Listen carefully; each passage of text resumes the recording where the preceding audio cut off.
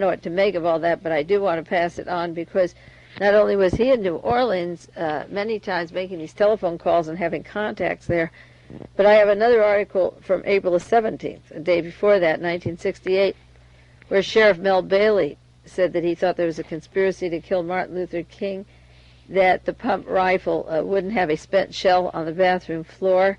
You'd have to pull back on the pump, and that discarded outside the rooming house was not only the Remington 30.06, but it was in a Browning automatic rifle packing box. And the Sheriff Bailey suggested that two rifles could be used, which this is what James Earl Ray was trying to say. Another rifle could kill Martin Luther King, and his could be put there to make a patsy out of him.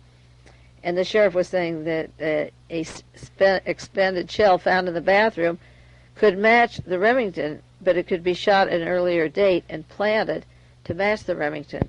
And I think that is interesting because that's what the whole single bullet theory is about. Were other shells and bullets shot at John, not just shells, the bullets at John Connally and John Kennedy, and was this bullet, it wasn't brought out before the hearings today, was it planted on a stretcher to link this to the weapon that Lee Harvey Oswald allegedly shot?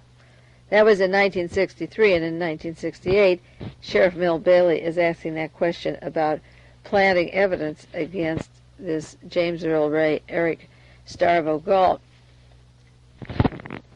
At one point in the hearings, they were trying to pressure James Earl Ray to think of somebody who could confirm that he had contacts with another party, and he said, well, I gave telephone numbers out. Why didn't you ever check those out? And the House Select Committee sit like a bunch of eunuchs and with no motion, no expression, and no answers. But December 28th, 1974, there was an Associated Press article that James Earl Ray gave some telephone numbers to an attorney from Nashville, named of Z.T. Osborne. That's interesting because Albert Osborne from Tennessee was the agent from the Pentagon from the Defense Industry Security Command with Lee Harvey Oswald.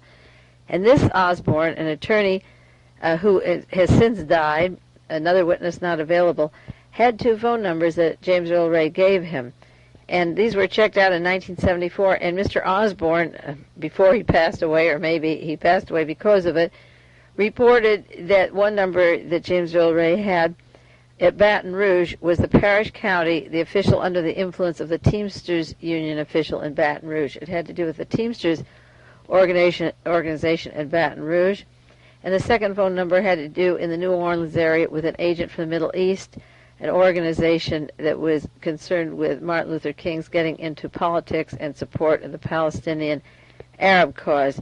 So there were Middle Eastern agents here, and that would confirm Robert Byron Watson's story, or it's worth going into, that the people who killed Martin Luther King were involved with the Middle East, Mr. Habash and Hadid, and that they were active with the Palestinian groups, and also the research of David Ferry down at Baton Rouge with Carlos Marcello, and that was supposed to be an escape route for Lee Harvey Oswald through Baton Rouge.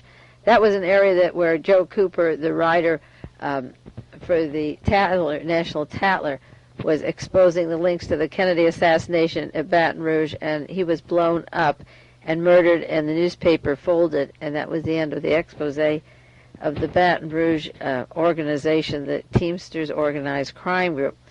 So I think it's interesting that James Earl Ray was visiting a party, an engineer in the International Trade Mart where Clay Shaw had worked. He had phone number in Baton Rouge, where these other connections linked to the Kennedy assassination, and also the Middle Eastern agents in the New Orleans area.